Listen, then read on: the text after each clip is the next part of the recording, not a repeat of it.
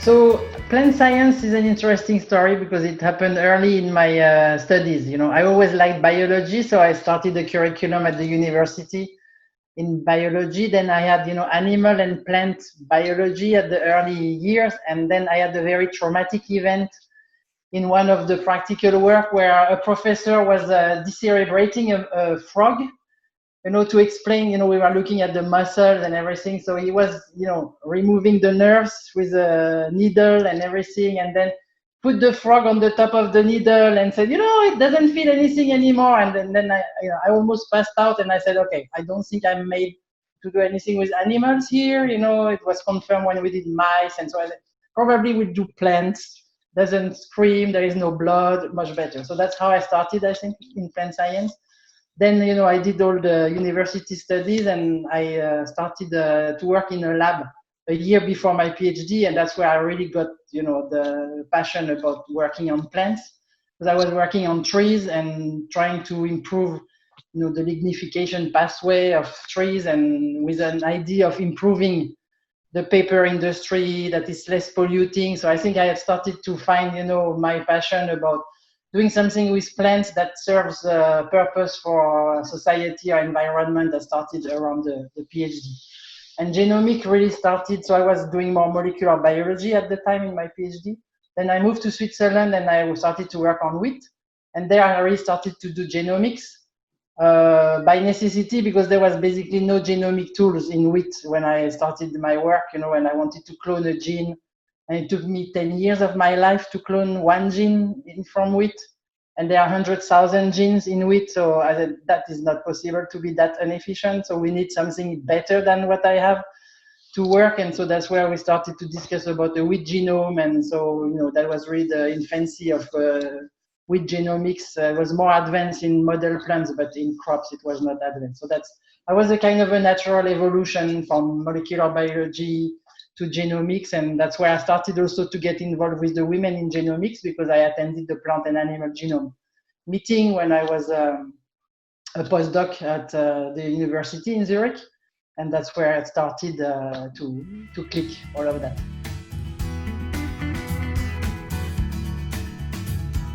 So Inari, so I joined Inari 2 years ago, and when I look back of what I did before Inari and what I'm doing at Inari, it looks a bit like a natural flow as well of the things I did before. So I spent 20 years in academic research. So I worked, on eucalyptus, and then on wheat, and genetics and genomics. And then after 20 years, I was contacted by a headhunter to ask me if I want to join industry. I never really thought very carefully about, no, that's what I want to do. After some years in academia, I will go to industry. That never was on my radar, but I am somebody that is looking for challenges permanently, and so I had accomplished a few things. I was very happy where I was in academia at INRA in France. I had a great team.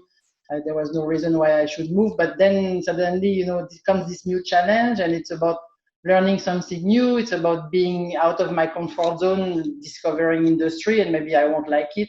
And by the way, moving to the US, so another challenge. So all of that, came. Then I spent 5 years at Bayer Crop Science, and where I learned a lot. I mean, that was really for me a great experience, discovering industry and the drivers of industry that I like very much, about working together, towards a specific goal. So there are really a lot of other things in terms of leadership and teamwork and development of people that were really, for me, a great experience at Bayer. And then when I was contacted to join Inari, I saw another opportunity to challenge myself with a startup and starting something from scratch, right? So, and using the two kind of experience I had in deep science in academia, and then more managing science, as a leader of a bigger organization in industry, and then knowing what it takes to make a business out of science, and then conjugating these two things at Inari with also a very visionary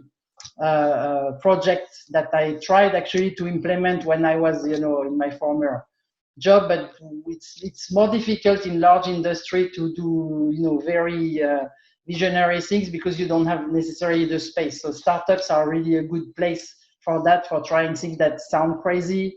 Nobody really believes it's gonna happen, but that's my drive, and that's why I sequenced the wheat genome with some other people on the planet. It's because that's what also we heard like 20 years ago. It's like, you are never gonna be able to do that. So that's usually something that attracts me. So that's also the drive that I had to come to work at INAO.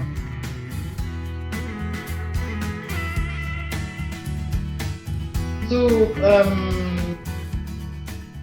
I think my biggest challenge was myself, in fact, as a woman as well, because I think it's something common with women is not feeling confident in our abilities to do things, having a kind of the imposter syndrome. It's like anything that happens to you is a bit by chance because you were here at the right place at the right time. So that was how I thought for a long time. And actually, that was one of the benefits of me entering a professional organization like Bayer, is like having the ability to create more awareness of who I am, what kind of leader I am, why people follow me or not, and so on and so forth. And then admitting for the first time in my life, around 45 years old, that, I have some qualities and that things happen to me not by chance, but that I had something to do with it and that I was good at doing some things. So I think I have met a lot of women along my career that were in the same situation I was, and I'm still working on it. It's being a bit more aware of what you can do and what you can achieve, and not lose your energy to doubt yourself permanently, but rather use your energy to do even better what you can do and serve organizations and people and advance on things. So I would say that is a common thing I have seen with women, but I have never felt because I was a woman I could not be promoted, or I never experienced something like that in my career. That's I felt more that one thing that was good is having people that pushed me at some moments, because these moments of doubt I had. I mean, I am qualified to do the job, which is a question that women ask themselves all the time, and that's often a barrier. There are many people. In the organization I was in France, you had about the same number of men and women at a certain level of professional development, and then when it came higher, suddenly you had 20% of women, and then you ask, okay, is there something that women are not encouraged? And no, it's because women don't think they are qualified to go to this level. They don't even apply for it, So to me, that was also made me think about that. We have a problem probably with ourselves and our confidence. So it was good for me to have people that sometimes, kick me a little bit and say, oh, you can do that. Starting with my PhD supervisor, who was a woman. So I was her first PhD student. She got pregnant like 6 months after I started my PhD, and so she was between, the baby and the work, and me trying to find out as well, how to work without a supervisor for a moment. But that was a great thing. I mean, we became really good friends, and we still are regularly in touch with each other. I'm the tutor of her kids. So I mean, that was. But she told me at the end of my PhD, you will succeed and you will do great things. And I had no clue what she was talking about. So it's probably not talking about me. She just said that to be nice to me, but she somehow gave me this first pulse, and then I met other people along my life. I mean, Kelly was leading, the Women in Genomics. Well, she picked me out a bit of the crowd, when we were at the first meeting of the with Genomic Sequencing Consortium, and then again I thought, why is she asking me to be part of these things? Probably because I'm taking good notes, right? And then Kelly obviously saw other things that also I discovered later on, but that, giving me a chance and offering me opportunities, that has been important for me. And when I had, decisions to take, am I qualified, or having people say, come on, yes, do it, and take the risk, that was important. Yes, so I did. So actually, I started to do kind of, I think I mentored women in an informal way, early in my career. But then I think when I joined Bayer, and then I understood what mentorship is about, and that, you can really help and impact other people, I really embraced it and did some, more professional mentoring. And I really enjoyed it, because one of the things I really like is being able to transmit something and to help people grow, so helping people and organization grow is a big driver in my life. So mentoring is an absolutely fantastic opportunity to do that, you know. And so whatever you do, but to mentor, you have to admit that you can bring something to somebody, right? That you can help others. And so it comes with the awareness and being a bit more confident that, yeah, you can bring things to people. And then mentoring is a two-way street. You know, I have learned a lot from the people I have mentored as well, because everybody has different things they want to develop in. So this is an opportunity to learn, which is also very important for me, is learning all the time. So I would recommend mentorship, you know, being mentored and being a mentor to anybody, because I think it's a great experience to go.